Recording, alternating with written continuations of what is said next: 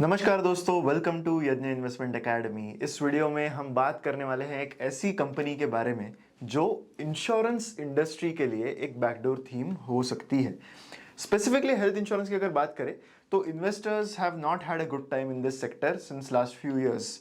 अब शाही प्लेयर्स बढ़ने लगे, stand alone health insurance companies अब बढ़ने लगे, पर जो स्ट्रगल्स है इस सेक्टर में करंटली, जो शाही प्लेयर्स और बाकी सारे हेल्थ इंश्योरेंस कंपनीज देख रहे हैं, उस वजह से investors have not really made a lot of returns in the last 3-4 years. तो ऐसे में there is another company, listed company, जो एक बैकडोर प्ले ऑफर करता है in the health insurance segment. This company is Medi Assist. तो समझते हैं इस कंपनी को। इस वीडियो में शुरू करते हैं हम सबसे पहले कंपनी के इंडस्ट्री को थोड़ा बहुत समझ के। फ्लो ऑफ रेवेन्यू कैसे होता है हेल्थ इंश्योरेंस सेगमेंट में। तो अगर आप एज अ पॉलिसी होल्डर अगर 100 रुपए का प्रीमियम भरते हो to the health insurance company, तो समझ लीजिए कि उसमें से लगभग 75 टू 80 रुपीज जो है वो हेल्थ केयर प्रोवाइडर को जा रहे हैं, यानी हॉस्पिटल को जा रहे हैं, राइट। क्योंकि हेल्थ इंश्योरेंस कंपनी क्या करता है, हमारे जैसे बहुत सारे लोगों से पैसा लेता है, राइट। एंड जो उनका क्लेम रहेगा वो प्रीमियम के अकॉर्डिंग तो नहीं होगा। जहां पर भी क्लेम होगा वो जितना प्रीमियम कस्टमर ने पे किया उससे कई ज्यादा क्लेम हो सकता है, राइट। बेसिकली उसी वजह से लोग इंश्योरेंस पॉलिसी खरीदते हैं, राइट, हेल्थ इंश्योरेंस पॉलिसी खरीदते हैं। तो 100 रुपए अगर उनको मिले हैं फ्रॉम एवरीवन, जिनको भी उन्होंने पॉलिसी बेची है, तो अराउंड 75 से 80 रुपीज उनको हॉस्पिटल्स को पे करने में जा रहे हैं। अराउंड 10 टू 12 रुपीज उनको डिस्ट्रीब्यूटर को पे करने में जा रहे हैं, राइट। वो बिजनेस ला रहे हैं कंपनी के लिए। डिस्ट्रीब्यूटर्स, जो सेल्स डिस्ट्रीब्यूटर है इंश्योरेंस पॉलिसीज के, तो उनको 10 से 12 रुपए उनको जा रहे हैं, और 2 से 3 रुपए हेल्थ टीपीए कंपनी को जा रहे हैं, थर्ड पार्टी एडमिनिस्ट्रेटर। मेडी असिस्ट ऐसी ही एक टीपीए कंपनी है, थर्ड पार्टी एडमिनिस्ट्रेटर कंपनी है। थर्ड पार्टी एडमिनिस्ट्रेटर क्या करता है, ये बेसिकली एडमिनिस्ट्रेटिव सपोर्ट देता है फॉर क्लेम्स मैनेजमेंट, एंड ये एक इंटरमीडियरी है between insurer and policy holders. तो ये टीपीए कंपनी एग्जैक्टली क्या करती है, क्या इनके फंक्शंस है। तो one of the functions is to issue the health cards. तो अगर आपने कभी हेल्थ इंश्योरेंस पॉलिसी ली होगी तो आपको एक हेल्थ कार्ड मिला होगा। वो जो कार्ड है वो इशू करने का काम टीपीए करता है। स्मूथ और स्पीडी प्रोसेसिंग ऑफ क्लेम्स करने का काम टीपीए का होता है। अगर ऑफकोर्स इंश्योरेंस कंपनी ने एक टीपीए एंगेज किया होगा, तो टीपीए का काम यही है कि क्लेम्स का जो जो भी एडमिनिस्ट्रेटिव वर्क है, कि क्लेम्स की जेन्युइननेस भी अगर देखनी है तो वो टीपीए करता है। हेल्पलाइन फैसिलिटीज प्रोवाइड करता है एक TPA to customers query. It also helps in strengthen and build the hospital network. तो किसी भी, अब जो टीपीए है वो बेसिकली किसी कस्टमर के लिए काम कर रहा है जो एक इंश्योरर कंपनी है, राइट। अब वो इंश्योरेंस कंपनी जो है वो चाहेगी कि हमारा हेल्थ केयर नेटवर्क बढ़े, ज्यादा हॉस्पिटल्स हमारे कवरेज में आए, तो कई बार वो ये काम एक तरीके से हम कह सकते हैं कि सब कॉन्ट्रैक्ट करते हैं to the TPA, third party administrator. तो एक टीपीए और एक इंश्योरेंस कंपनी, इनमें डिफरेंस क्या है। तो डॉक्यूमेंट कलेक्शन एंड वेरिफिकेशन किसका काम है, ये टीपीए का काम है। इसमें हो सकता है कि इंश्योरेंस कंपनी असिस्ट करे, राइट। मेडिकल स्क्रूटिनी जो होती है वो किसका काम है, वो जनरली टीपीए का काम होता है। लेकिन लार्जर क्लेम्स जो है, बड़े क्लेम्स, वो जनरली इंश्योरेंस कंपनी खुद जो है वो असेस करती है, अपने खुद के डॉक्टर पैनल से वो असेस करवाती है। Pre authorization of claim generally ये कैशलेस क्लेम्स के लिए होता है। ये किसका काम है, वो टीपीए का काम है, राइट। क्लेम का रिकमेंडेशन देना ये टीपीए का काम है।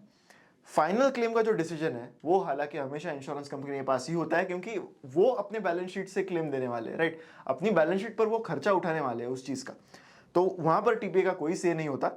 एंड जो लीगल लायबिलिटी है क्लेम पेमेंट की, वो भी ऑब्वियसली इंश्योरेंस कंपनी के पास ही है। तो ये एक डायग्राम है, इसको आप वीडियो को अभी पॉज करके इस डायग्राम को ठीक से देख सकते हो, क्योंकि यहाँ पर जो चीजें हैं वो काफी सेल्फ एक्सप्लेनेटरी है, लेकिन इस डायग्राम को समझने में थोड़ी सी देर लगती है। तो किस तरह से फ्लो ऑफ इंफॉर्मेशन होता है या फिर flow of documents and claims with in the insurance industry कैसे होता है, इस डायग्राम में दिखाया गया है। थर्ड पार्टी एडमिनिस्ट्रेटर जो है वो यहाँ पर एग्जिस्ट करता है, राइट। तो थर्ड पार्टी एडमिनिस्ट्रेटर को गवर्नमेंट से भी फीस मिलती है, क्योंकि जो government PSU health insurance companies है वो इनके क्लाइंट्स होते हैं, राइट। प्राइवेट कंपनीज जो है उनसे भी इनको फीस मिलती है, and insurance companies, so basically जो इंश्योरेंस कंपनीज है उनसे इनको फी मिलती है। तो दो की क्लाइंट्स यहाँ पर इनके रहेंगे, एक तो पीएसयू हेल्थ इंश्योरेंस और प्राइवेट हेल्थ इंश्योरेंस, पर इनका जो क्लाइंट है वो एक हेल्थ इंश्योरेंस कंपनी ही होता है। तो ये जो इंडस्ट्री है टीपीए इंडस्ट्री, इसकी बात कर लेते हैं, राइट। तो टीपीए जो है ये अकाउंट करता है for 72% of the total claims. तो जितने भी हेल्थ इंश्योरेंस के क्लेम्स इंडिया में है उसमें से in terms of volume 72% roughly are processed by third party administrators. By value this is 62%. तो ये क्लियरली दिखाता है कि लार्जर क्लेम्स जो है, हायर वैल्यू के क्लेम्स जो है, वो टीपीए जनरली नहीं करता, वो हेल्थ इंश्योरेंस कंपनी खुद करती है। क्लेम प्रोसेसिंग के अलावा जो भी बाकी काम है, इसके बारे में डिस्कशन हमने जस्ट इस वीडियो की शुरुआत करते ही हमने किया था, तो वो बेसिकली कंपनी का काम होता है। उनकी जो एबिलिटी है to process high volume of claims, उसी से उनको एक सिग्निफिकेंट बार्गेनिंग पावर मिल सकती है with the health care providers, and इससे उनको बेटर निगोशिएट करने का भी पावर मिल सकता है विद द हॉस्पिटल्स, राइट। तो इससे हेल्थ इंश्योरेंस कंपनीज को अपनी जो क्लेम कॉस्ट है वो कम करने में मदद हो सकती है, क्योंकि ये एक मेजर पार्ट हाई वॉल्यूम के क्लेम्स ये लोग खुद हैंडल कर रहे हैं, राइट। तो चाहे कॉर्पोरेट में frequently change insurance to secure better premium, वो यही प्रेफर करते हैं कि जो कंपनीज है, हेल्थ इंश्योरेंस कंपनीज है, वो अपना टीपीए रिटेन करे, राइट। सो ग्रुप इंश्योरेंस के बारे में आपने सुना होगा, जहां पर एक कंपनी जो है अपने सारे एम्प्लॉयज का इंश्योरेंस कराती है, दैट्स कॉल्ड ग्रुप इंश्योरेंस।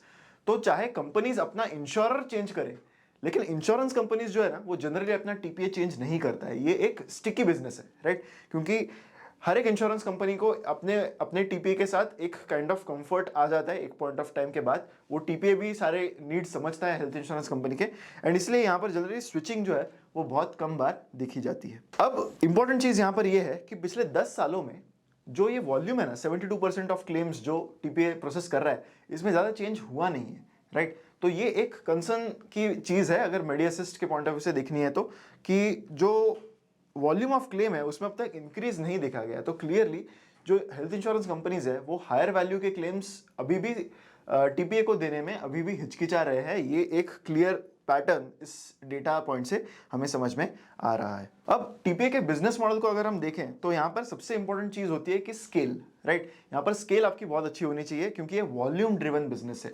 जितने ज्यादा आप क्लेम्स करोगे, जितने ज्यादा आपके क्लाइंट्स होंगे, उतने ज्यादा आपको मार्जिन एंड रेवेन्यू इंक्रीज मिलेगा। एक बहुत ही हाई ऑपरेटिंग लेवरेज का मॉडल है, राइट। यहाँ पर आप रेवेन्यू और कॉस्ट समझिए। यहाँ पर आप जितना प्रीमियम आपकी हेल्थ इंश्योरेंस कंपनी अंडरराइट कर रही है, उसके परसेंटेज टर्म्स में आपको रेवेन्यू मिलता है। आपकी कॉस्ट क्या है एज अ टीपीए? आपकी कॉस्ट है एम्प्लॉइज, राइट। क्योंकि जितने ज्यादा आप इंश्योरर कंपनीज को लोगे और जितने बड़े इंश्योरेंस कंपनीज को अपना क्लाइंट बनाओगे, उतने ज्यादा लोग आपको लगेंगे to verify those claims, right. तो आपकी सबसे बड़ी कॉस्ट है एम्प्लॉय कॉस्ट।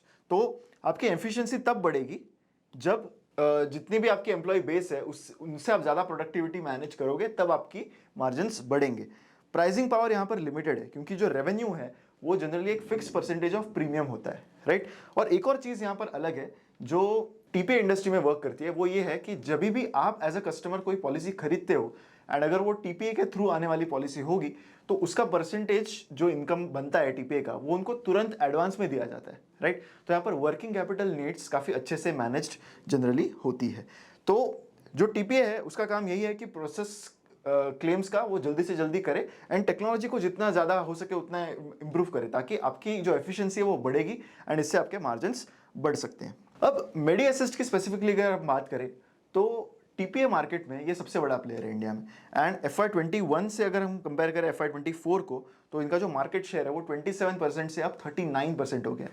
ना ही इन्होंने ज़्यादा क्लाइंट्स अपने जो है वो बढ़ाए हैं, बट इन्होंने कुछ एक्विजिशंस भी किए हैं सिमिलर कंपनीज के, जिससे इनका मार्केट शेयर इनको बढ़ाने में हेल्प हुआ है।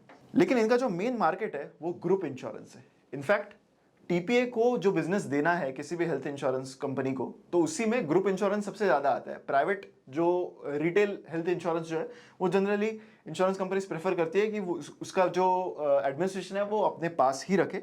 ग्रुप इंश्योरेंस में मेडी असिस्ट का अराउंड 51% मार्केट शेयर है, जबकि जो रिटेल हेल्थ है वहां पर चाहे ये सबसे बड़ा प्लेयर है विद 25% मार्केट शेयर, हाल ही में उन्होंने एक रिटेल बेस्ड टीपीए को अक्वायर भी किया, जिस वजह से उनका मार्केट शेयर और भी बढ़ गया, पर यहाँ पर इनका 25% मार्केट शेयर ही है।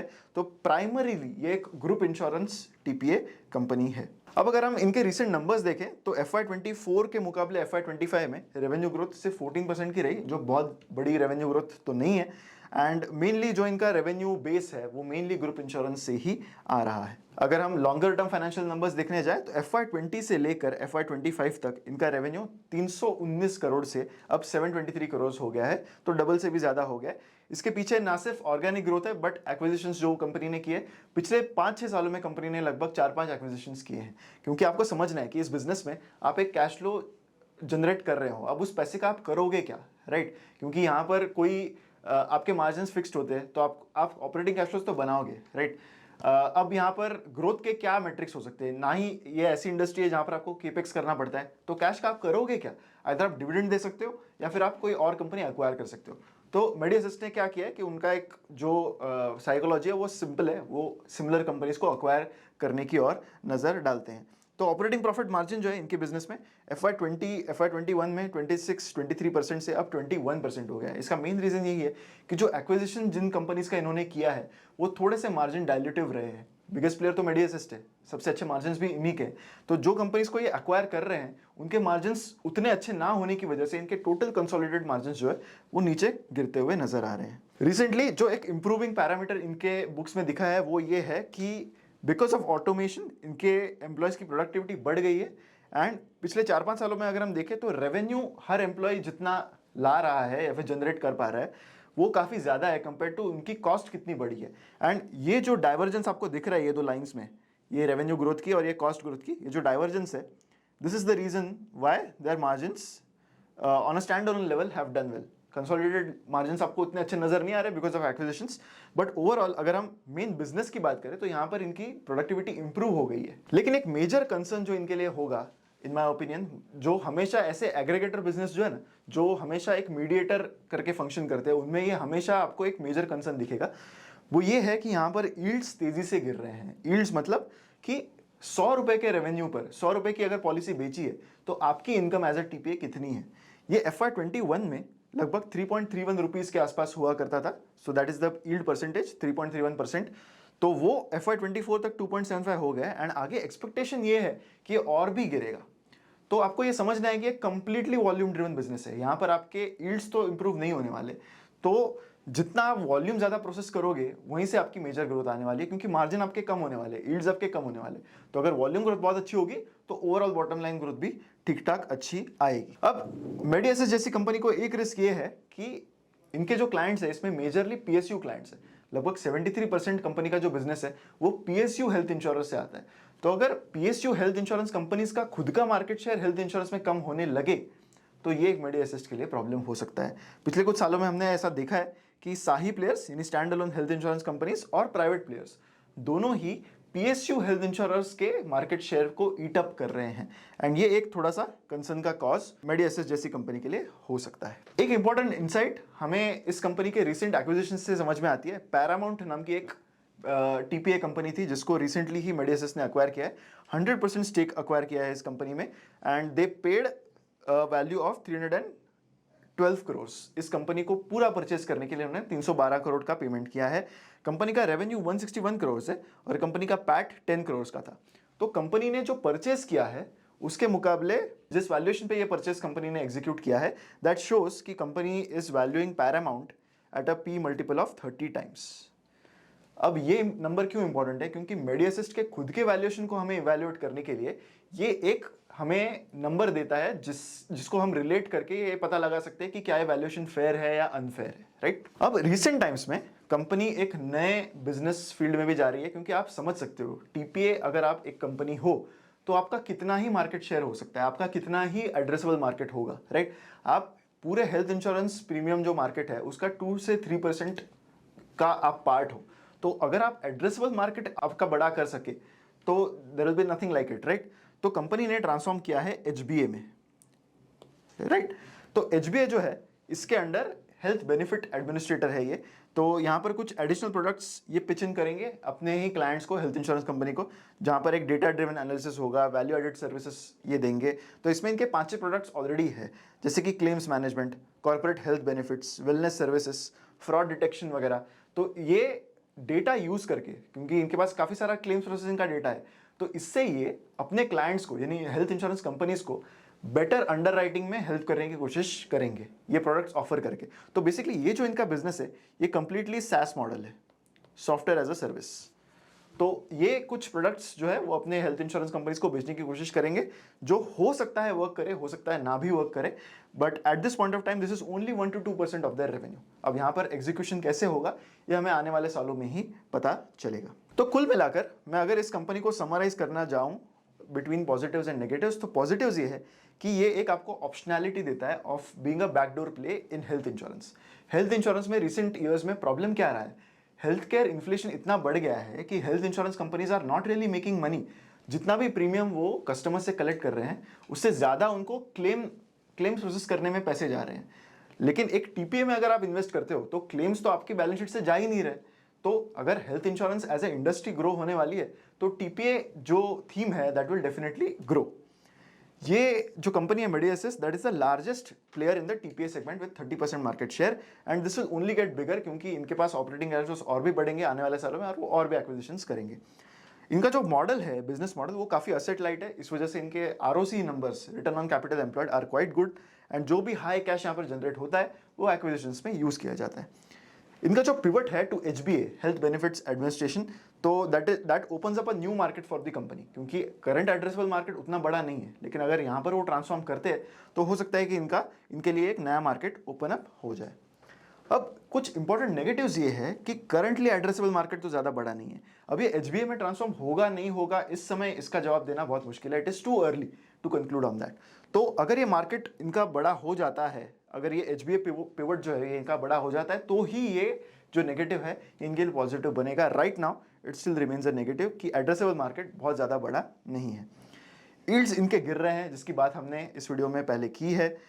मेनली ये जो कंपनी है ये ग्रुप इंश्योरेंस में ही ज़्यादा प्रेवलेंट है। ग्रुप इंश्योरेंस ज़्यादा एक तरीके से हम कह सकते हैं कि इतना इसमें जो अट्रैक्शन है आइदर फॉर द टीपीए और द हेल्थ इंश्योरर इतना ज़्यादा नहीं है, क्योंकि हेल्थ इंश्योरेंस कंपनी के पॉइंट ऑफ व्यू से ग्रुप इंश्योरेंस एक गंदा बिजनेस है। गंदा बिकॉज क्योंकि यहाँ पर आपकी बार्गेनिंग पावर बहुत कम होती है, कंपनीज बहुत तेज़ी से नेगोशिएट करती है, राइट।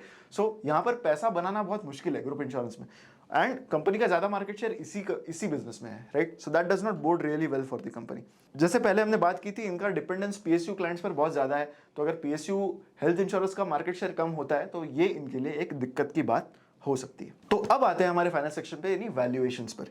करंटली कंपनी का जो पी रेशियो है वो somewhere around 40 times of earnings है। 40 पी रेशियो है। अगर आपको याद होगा हमने पैरामाउंट का एक्विजिशन मेडिअसिस ने किस वैल्यूएशन में किया था, अराउंड 30 टाइम्स ऑफ अर्निंग्स पे ये एक्विजिशन किया था। तो उसके मुकाबले इनके वैल्यूएशन को, इनके खुद के कंपनी के वैल्यूएशन को थोड़ा सा प्रीमियम मिल रहा है of 40 times of its earnings. Overall अगर मैं वैल्यूएशंस पे कंक्लूड करने जाऊं तो आई थिंक कि ये वैल्यूएशंस पर आपको बहुत बड़ी मार्जिन ऑफ सेफ्टी नहीं मिलती है, क्योंकि हमें नेगेटिव्स का ध्यान हमें बिल्कुल भी लूज नहीं करना है। We should not lose track of the negatives for the company, जैसे falling yields, right. Addressable market बहुत बड़ा नहीं है, तो आपकी बार्गेनिंग पावर भी यहाँ पर ज़्यादा है नहीं, राइट। तो ये सारी चीज़ें अगर आपके नेगेटिव्स है तो आपको वैल्यूएशन सस्ते मिलनी चाहिए अगर आपको इस इन्वेस्टमेंट का सेंस करवाना है तो 40 के वैल्यूएशंस जो है वो वैसे तो सस्ते नहीं है ऐसी कंपनी के लिए, राइट। तो as a business model this looks good, right. Overall business model is looking good, and being a very big player it will definitely grow well. Acquisitions भी ये करते रहेगा, लेकिन अगर आपके स्टार्टिंग वैल्यूएशंस फेयर ना हो तो हो सकता है कि investors might not make a lot of money, but definitely it remains a company जो आपने ट्रैक करनी चाहिए, आपके वॉचलिस्ट में होनी चाहिए। एंड अगर आपको ये बेटर वैल्यूएशंस पर मिले तो definitely it is a company that is worth considering, right. तो यहीं पर हमारा ये वीडियो कंक्लूड होता है। मैं आशा करता हूँ कि इस वीडियो से आपको मेडिअसिस्ट और टीपीए बिजनेस में कुछ इंपॉर्टेंट इंसाइट्स मिली होंगी, राइट। एंड ऐसी वीडियोस के लिए हमारे चैनल पर जरूर बने रहें। हमारी वेबसाइट investingin.in को विजिट करना मत भूलिए। बहुत अच्छे products like Stockometer plus, Fundometer, model portfolios यहाँ पर है। आप जरूर इन प्रोडक्ट्स को टेस्ट कीजिए। अगर आपको ये अच्छे लगे तो सब्सक्राइब जरूर कीजिए। MP50 ये कूपन कोड अगर आप यूज करते हो तो आपको 50% डिस्काउंट मिलेगा इन प्रोडक्ट्स पर, तो बहुत अच्छी अपॉर्चुनिटी है ये। तो मैं ज़रूर चाहूँगा कि आप हमारी वेबसाइट एक बार चेकआउट करें, एंड अगर आपको ये प्रोडक्ट्स अच्छे लगे तो ज़रूर सब्सक्राइब करें। ऐसी वीडियोस के लिए हमारे चैनल पर बने रहें। मिलते हैं अगले वीडियो में। Thank you so much.